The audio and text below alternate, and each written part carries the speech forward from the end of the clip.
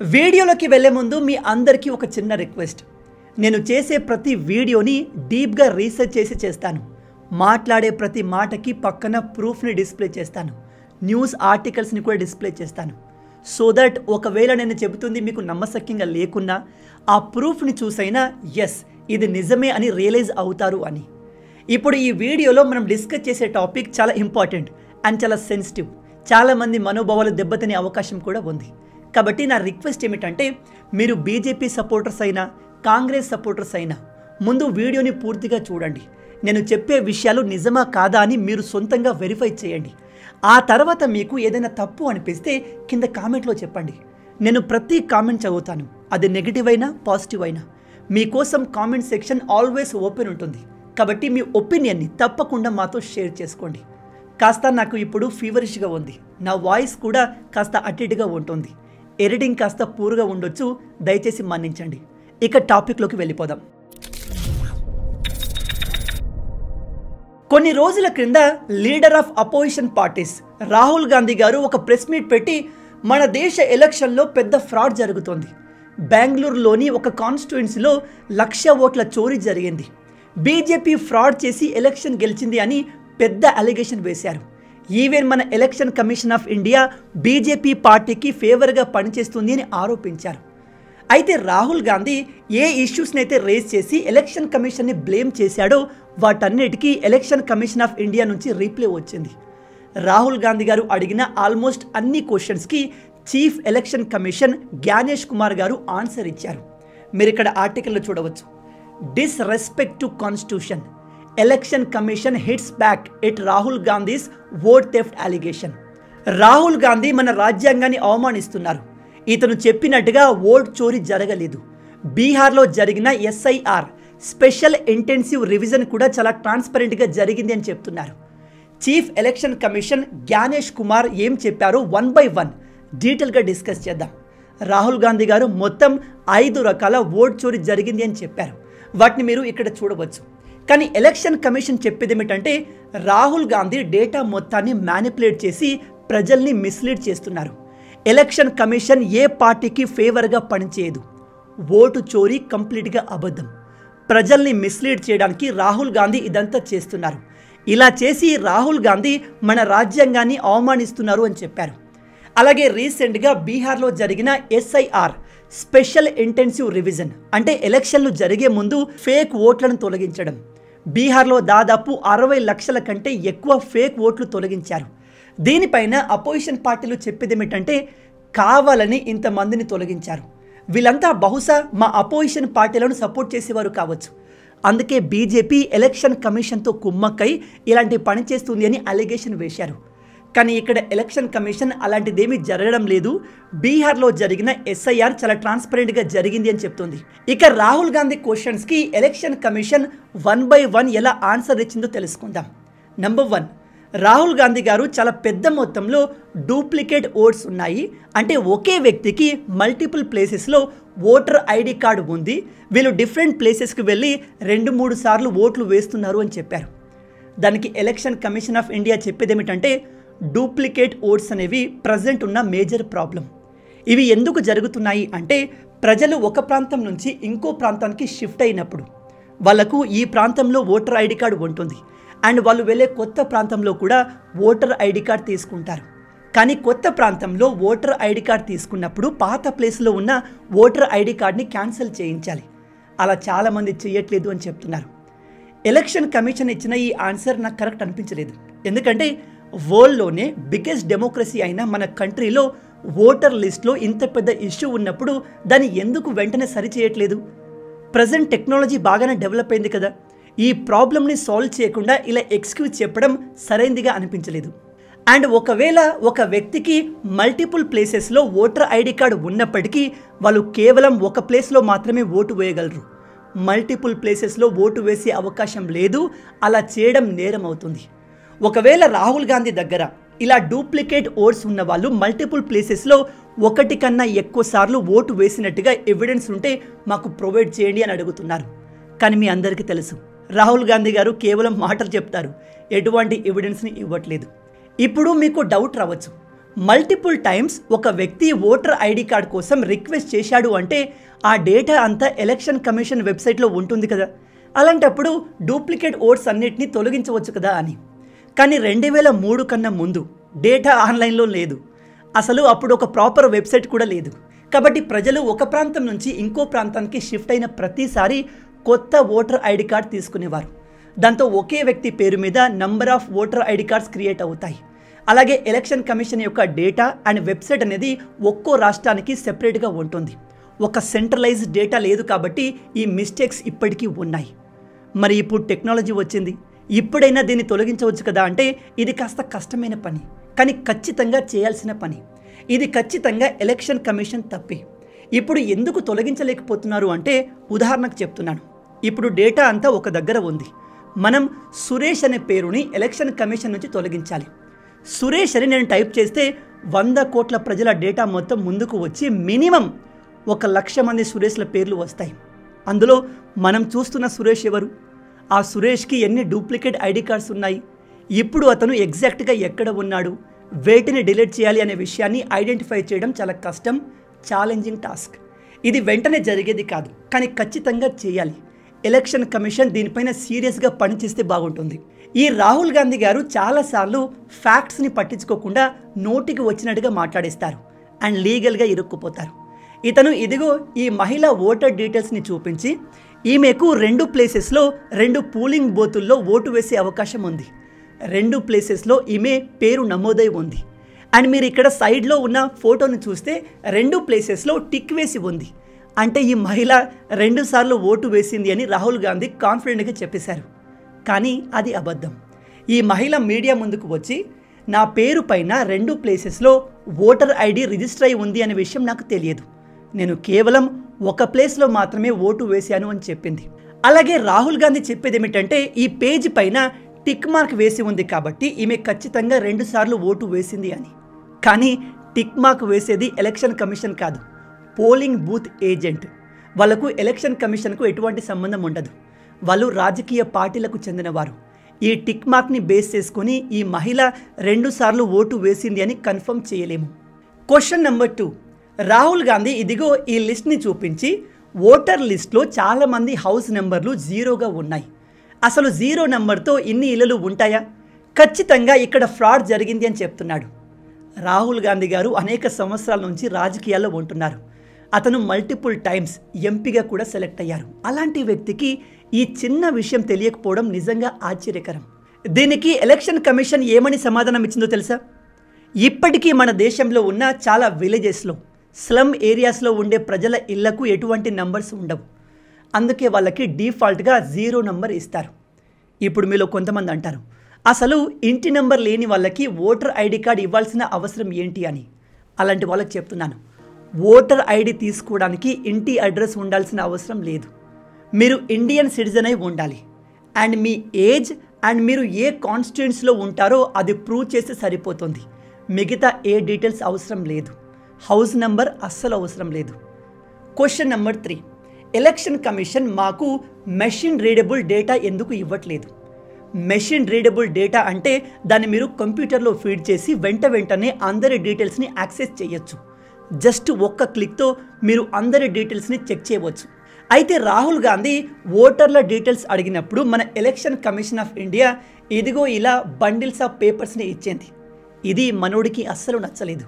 అయితే election commission of India ఎందుకు machine readable data ఇవ్వట్లేదు అంటే ఇది చాలామంది ప్రైవసీని వైలేట్ చేస్తుంది. ఇప్పుడు దేశంలో ఉన్న ఓటర్ లిస్ట్ల మొత్తం డీటెయిల్స్ మీకు ఇచ్చేస్తే అందులో వాళ్ళ అడ్రస్ ఉంటుంది, పర్సనల్ డీటెయిల్స్ ఉంటాయి. అలాంటప్పుడు వాళ్ళందరి ప్రైవసీ లీక్ అయినట్టే కదా. దాన్ని యూజ్ చేసి స్కాములు జరగవచ్చు. సైబర్ నేరగాళ్ళు కూడా ఈ డేటాని యూజ్ చేసుకొని ప్రజల్ని టార్గెట్ చేయవచ్చు.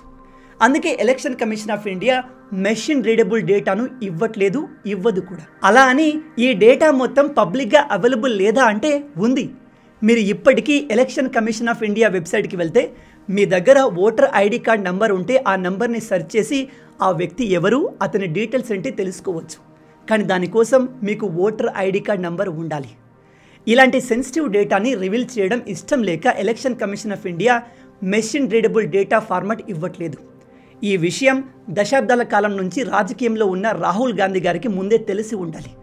తెలియకపోవడం అవమానకరం, సిగ్గుచేటు.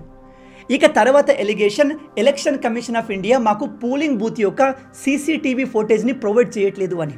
నిజానికి మీరు పోలింగ్ బూత్ యొక్క సీసీటీవీ ఫుటేజ్ని యాక్సెస్ చేయాలి అంటే 45 డేస్ టైం ఉంటుంది.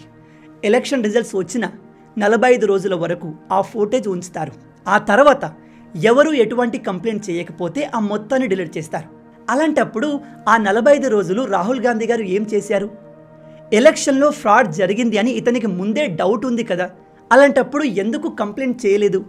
ఇప్పుడు మీలో కొంతమంది అంటారు, ఇతను ఇదిగో ఈ డేటా మొత్తాన్ని అనలైజ్ చేయడానికి 6 నెలల సమయం పట్టింది, అలాంటప్పుడు 45 రోజుల్లో ఎలా కంప్లైంట్ చేస్తారు బ్రదర్ అని. జాగ్రత్తగా వినండి, ఇక్కడే ఒక పెద్ద ట్విస్ట్ ఉంది. Rahul Gandhi election commission of India ఈ సీసీటీవీ ఫుటేజ్ను 45 రోజుల్లోనే డిలీట్ చేసేలాగా రూల్ని మార్చింది. ఇంతకు ముందు సంవత్సరం వరకు టైం ఉండేది అని చెప్పారు. ఇక్కడ రాహుల్ గాంధీ గారు చాలా తెలివిగా జనాల్ని మిస్లీడ్ చేస్తున్నారు. నిజానికి 45 రోజుల్లో సీసీటీవీ ఫుటేజ్ని డిలీట్ చేయాలి అనే రూల్ మే 2025లో తీసుకొచ్చారు. కానీ ఇక్కడ రాహుల్ గాంధీ చెబుతున్న ఈ ఎలక్షన్స్ 2024 జూన్లో జరిగింది. అంటే 2024 ఎలక్షన్ సీసీటీవీ ఫుటేజ్ సంవత్సరం వరకు అవైలబుల్ ఉంది.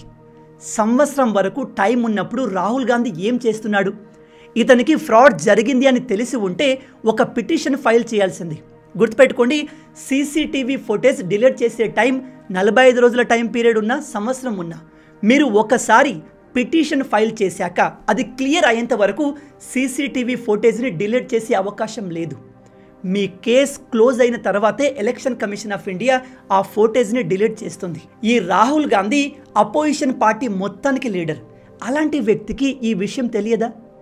ఇతను నరేంద్ర మోడీని అక్యూజ్ చేసి అతన్ని ప్రధానమంత్రి పదవి నుంచి తొలగించాలి అనే పెద్ద ప్లాన్ చేసినప్పుడు ఈ చిన్న పని చేయాల్సింది కదా, ఎందుకు చేయలేదు? అలాగే ఈ సీసీటీవీ ఫుటేజ్ని కేవలం 45 రోజుల్లో ఎటువంటి కంప్లైంట్ లేకపోతే డిలీట్ చేయాలి అనే రూల్ ఎందుకు తీసుకువచ్చారు అంటే, ఆ ఫుటేజ్ యాక్సెస్ అందరికీ ఉంటే వాటిని ఉపయోగించి డిఫరెంట్ పొలిటికల్ పార్టీలు, ఇలా ఓడిపోయిన పార్టీలు వాటిని ఉపయోగించి లేనిపోని ప్రాబ్లమ్స్ క్రియేట్ చేస్తాయి. ఈ కారణం వినడానికి కాస్త వ్యాలిడ్గా ఉంది. కానీ ఎలక్షన్ కమిషన్ ఆఫ్ ఇండియా మన చెల్లెలు తల్లుల వీడియోని అందరికీ ఇవ్వమంటారా, అది ప్రైవసీ వైలేషన్ అని చెప్పారు. That was completely stupid statement. ఎందుకంటే అపోజిషన్ పార్టీలు ఇక్కడ వీడియో ఫుటేజ్ని అడిగేది పోలింగ్ బూత్లో ఎవరెవరు వచ్చి ఓట్లు వేశారు అని చూడడానికి, కన్ఫర్మ్ చేయడానికి, అంతేకాని ప్రైవేట్ వీడియోస్, బెడ్రూమ్ వీడియోస్ అడగట్లేదు కదా.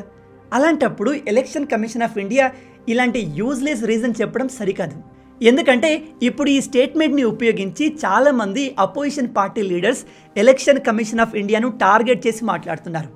ఎందుకంటే ప్రైవసీకి అసలు రీజన్ వేరే ఉంది, నేను మీకు ఇందాక చెప్పినట్టు. కానీ మధ్యలో ఈ స్టేట్మెంట్ రావడంతో దీన్ని ఉపయోగించి ఎలక్షన్ కమిషన్ ఆఫ్ ఇండియాను కౌంటర్ చేస్తున్నారు. అందుకే మనం మాట్లాడేటప్పుడు కాస్త జాగ్రత్తగా మాట్లాడాలి.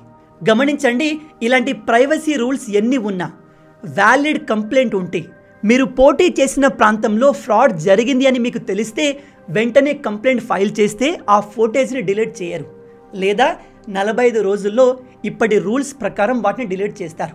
ఇది అన్ని పార్టీలకు వర్తిస్తుంది, కాంగ్రెస్కే కాదు. రాహుల్ గాంధీ చాలా క్లియర్గా తన ప్రెస్ మీట్లో నా దగ్గర 100% ఎలక్షన్ కమిషన్ ఆఫ్ ఇండియా ఓట్ల చోరీ చేసింది, ఒక పార్టీకి ఫేవర్ చేస్తుంది అనే ప్రూఫ్స్ ఉన్నాయని చెప్తున్నాడు. అయితే ఈ విషయం పైన election commission of India Rahul గాంధీకి చెప్పింది ఏమిటంటే, నీ దగ్గర 100% ప్రూఫ్స్ ఉన్నప్పుడు ఒక అఫిడవిట్ రాసి ఫార్మల్ కంప్లైంట్ చేయడంలో ప్రాబ్లం ఏంటి? మేము రాహుల్ గాంధీకి అఫిడవిట్ ఎందుకు అడిగాము అంటే, ఇతను ఓట్ చోరీ జరిగింది అని చెప్తున్న కాన్స్టిట్యున్సీలో పోటీ చేయలేదు, అక్కడి క్యాండిడేట్ కూడా కాదు.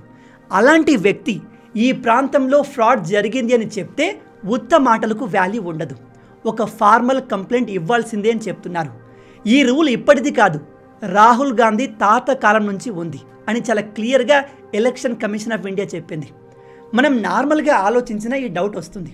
ఇప్పుడు నీ దగ్గర ఒకడు చీటింగ్ చేశాడు అని 100% ప్రూఫ్ ఉన్నప్పుడు నువ్వు ఊరికే చీటింగ్ చేశాడు అని అరిస్తే ఏం లాభం? ఫార్మల్గా కంప్లైంట్ ఇవ్వు. నువ్వు కంప్లైంట్ ఇచ్చాక అథారిటీస్ ప్రాపర్గా యాక్షన్ తీసుకోకపోతే వాళ్ళను కోర్టు వరకు లాగవచ్చు కదా. ఇది నీకు బెనిఫిట్ అయ్యేదే కదా. నువ్వు చెప్పినట్టు ఓట్ చోరీ ప్రూవ్ అయితే నువ్వు దేశం మొత్తానికి హీరో అవుతావు కదా. అలాంటప్పుడు ఈ మాత్రం నువ్వు ఎందుకు చేయలేకపోతున్నావు? అంటే దీని అర్థం నువ్వు చెప్పే విషయాలు నిజమా కాదా అనేది నీకు తెలియదు, నీకు నమ్మకం లేదు అని అర్థం, అవునా కదా? ఇలా election commission of India Rahul Gandhi అడిగిన ఆల్మోస్ట్ అన్ని క్వశ్చన్స్కి ఆన్సర్ ఇచ్చింది. ఇక్కడ ఎలక్షన్ కమిషన్ ఆఫ్ ఇండియా ఏ తప్పు చేయలేదు, వీళ్ళ దగ్గర డేటా మొత్తం యాక్యురేట్గా ఉందా అంటే no. Election commission of India దగ్గర ఉన్న ఓటర్ల డేటాలో చాలా మిస్టేక్స్ ఉన్నాయి, చాలా ప్రాబ్లమ్స్ ఉన్నాయి. వాటిని అడ్రస్ చేయాల్సిన అవసరం చాలా ఉంది. 140 కోట్ల మంది జనాభా ఉన్న దేశంలో డేటా యాక్యురేట్గా ఉండాలి, ఏ మిస్టేక్ జరగకూడదు అని మనం కోరుకోవడంలో తప్పు లేదు. కానీ ఇంతమంది డేటాని ప్రాపర్గా మేనేజ్ చేయడం సవాలుతో కూడింది. అలా అని అందులో మిస్టేక్స్ కామన్ అని కూడా మనం అనుకోకూడదు. ఎలక్షన్ కమిషన్ ఆఫ్ ఇండియా ఈ మిస్టేక్స్ని ఎంత త్వరగా రెక్టిఫై చేసి అప్డేట్ చేస్తే అంత మంచిది. నేను ఓవరాల్గా చెప్పేది ఏమిటంటే, రాహుల్ గాంధీ చెప్పినట్టు ఓట్ ఫ్రాడ్ జరగలేదు, ఓట్ల చోరీ జరగలేదు. కానీ అతని పాయింట్అవుట్ చేసిన కొన్ని మిస్టేక్స్ ఎలక్షన్ కమిషన్ డేటాలో ఉన్నాయి. వాటిపైన ఎలక్షన్ కమిషన్ ఆఫ్ ఇండియా వెంటనే పనిచేయాల్సిన అవసరం తప్పకుండా ఉంది. రాహుల్ గాంధీ క్వశ్చన్కి ఎలక్షన్ కమిషన్ ఆఫ్ ఇండియా ఇలా ప్రెస్ మీట్ పెట్టి ఆన్సర్ చేయకపోతే ఈ కంప్లీట్ బాడీ పైన ప్రజలకు అనుమానం వచ్చేది, వీళ్ళ క్రెడిబిలిటీ తగ్గేది. కానీ వీళ్ళు ముందుకు వచ్చి అన్ని క్వశ్చన్స్కి ఆన్సర్లు డీటెయిల్గా ఎక్స్ప్లెయిన్ చేశారు. మీరు ఆ వీడియోని కంప్లీట్గా చూడాలి అనుకుంటే కింద డిస్క్రిప్షన్లో లింక్ ఇచ్చాను. అయితే రాహుల్ గాంధీ ఇలా ఎందుకు చేస్తున్నాడు? ఇతను లేని ప్రాబ్లమ్ని క్రియేట్ చేసి పవర్లో ఉన్న పార్టీలను ఎందుకు బ్లేమ్ చేస్తున్నాడు అంటే, నాకు తెలిసి ఇదంతా బీహార్ ఎలక్షన్ ముందు పబ్లిసిటీ గెయిన్ చేయడానికి చేసే ఒక స్టంట్. ఎందుకంటే వీళ్ళ దగ్గర ఓట్లు అడగడానికి మేము పవర్లో ఉన్న పార్టీ కంటే పలానా విషయాల్లో బెటర్ అని చెప్పడానికి ఏది లేదు. కాబట్టి ప్రజల్ని మిస్లీడ్ అండ్ కన్ఫ్యూజ్ చేయడమే బెటర్ అనుకుని ఇలాంటి డ్రామా చేస్తున్నారు. అయితే ఇంకొంతమంది చెప్పేది ఏమిటంటే, ప్రజెంట్ అమెరికా మనపైన టార్గెట్ చేసి భారీగా టారిఫ్లు వేస్తున్న ఈ టైంలో దేశం మొత్తం ఒకటై యూనిటీ చూపాలి. కానీ రాహుల్ గాంధీ కావాలని ప్రజెంట్ గవర్నమెంట్ని టార్గెట్ చేయడం ఏంటి? ట్రంప్ నోటికొచ్చినట్టుగా ఇండియన్ ఎకానమీ డెడ్ అంటూ తలపొగరుతో వాగుతున్నాడు. అలాంటి వాడికి రాహుల్ గాంధీ సపోర్ట్ ఇస్తూ ట్రంప్ చెప్పింది నిజమే, ఇండియన్ ఎకానమీ డెడ్ అయిపోయింది అని చెప్పి ప్రజల్ని మిస్లీడ్ చేయడం, భయభ్రాంతులకు ఎందుకు గురి చేస్తున్నారు అని అడుగుతున్నారు. రాహుల్ గాంధీ వెనకాల కొంపదీసి సిఐఏ ఉందా? బంగ్లాదేశ్లో లాగా మన ఇండియాలో కూడా రెజిమ్ చేంజ్ చేసే ప్లాన్ ఏమైనా నడుస్తుందా అనే అనుమానం కూడా వ్యక్తమవుతుంది. ఎందుకంటే ఎటువంటి కాంక్రీట్ ప్రూఫ్స్ ఎవిడెంట్ లేకుండా ఎలక్షన్ కమిషన్ని బ్లేమ్ చేయడం, ఆ తర్వాత మోడీ చీట్ చేసే ప్రైమ్ మినిస్టర్ అయ్యాడు అని ప్రజల్ని మభ్యపెట్టడం, ఆ తర్వాత ఇండియన్ ఎకానమీ డెడ్ అని చెప్పడం, ఇవన్నీ ఒక ప్రాపగండాలో భాగంగా అనిపిస్తుంది. బై ద వే, ఇదంతా కేవలం థియరీ అండ్ ఒపీనియన్ మాత్రమే. దీని గురించి మీరేమనుకుంటున్నారు కింద కామెంట్లో చెప్పండి. రాహుల్ గాంధీ గారి వెనుక ఎవరైనా ఉన్నారా? ఏదైనా విదేశీ శక్తి వీళ్ళతో ఇలా చేపిస్తుందా? రాహుల్ గాంధీ దగ్గర ప్రాపర్ ఎవిడెన్స్ ఉన్నప్పుడు ఎందుకు లీగల్గా ఈ విషయాన్ని ముందుకు తీసుకెళ్ళలేకపోతున్నారు? ఐ నో ఈ వీడియో చాలామందికి నచ్చదు. చాలామంది లూప్ హోల్ని వెతికి మరీ క్రిటిసైజ్ చేసే ప్రయత్నం చేస్తారు. పొలిటికల్ కామెంటరీ చేసినప్పుడు అవి తప్పవు. కానీ నేను మీ అందరికీ రిక్వెస్ట్ చేసేది ఏమిటంటే, సోషల్ మీడియాలో ప్రతి ఒక్కడు తనను తాను ఒక పెద్ద జర్నలిస్ట్ అనుకొని నీతులు చెప్పే రోజులు ఇవి. అందుకే ఎవరు ఏం చెప్పినా గుడ్డిగా నమ్మకండి. ఒకసారి వెరిఫై చేసుకోండి, ఫ్యాక్ట్ చెక్ చేయండి. ఈవెన్ నేను చెప్పే విషయాలు కూడా ఫ్యాక్ట్ చెక్ చేసుకోవచ్చు. మొత్తంగా ఈ ఓట్ చోరీ డ్రామా గురించిన పూర్తి విషయాలు మీ ముందు పెట్టేశాను. ఇక మీరు మోడీని నమ్ముతారా, ఎలక్షన్ కమిషన్ని నమ్ముతారా, రాహుల్ గాంధీని నమ్ముతారా అనేది మీ ఇష్టం. రేపు ఎలక్షన్స్ వచ్చాక మీరు రాహుల్ గాంధీ ఫ్యాన్స్ అయితే కాంగ్రెస్కు ఓటేసుకోండి, మోడీ గారు ఫ్యాన్ అయితే బీజేపీకి ఓటేసుకోండి.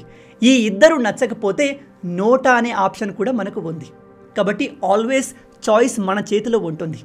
కానీ దేశ భవిష్యత్తుకు, భద్రతకు మనకు ప్రజెంట్ ఉన్న నాయకుల్లో ఎవరు బెస్ట్ అనేది చూజ్ చేసుకోవడం చాలా అవసరం. ఇవి ఈ వీడియోకి సంబంధించిన పూర్తి విషయాలు. ఈ వీడియో మీకు నచ్చింది అనుకుంటున్నాను. నచ్చితే ఊరికే చూసి వెళ్ళిపోకుండా వీడియోని లైక్ చేయండి. అండ్ ఇలాంటి మరిన్ని ఇంట్రెస్టింగ్ వీడియోస్ కోసం మన ఛానల్ని సబ్స్క్రైబ్ చేసి మమ్మల్ని సపోర్ట్ చేయొచ్చు కదా. ఇది మీకు కంప్లీట్లీ ఫ్రీయే. కానీ మీరు చేసే ప్రతి ఒక్క లైక్ అండ్ సబ్స్క్రిప్షన్ మాకు మరిన్ని వీడియోస్ చేయడానికి మోటివేషన్లా ఉంటుంది. రాబోయే వీడియోలో ఇంకో ఇంట్రెస్టింగ్ టాపిక్తో మళ్ళీ కలుద్దాం. అంటిల్ దెన్, జై హింద్.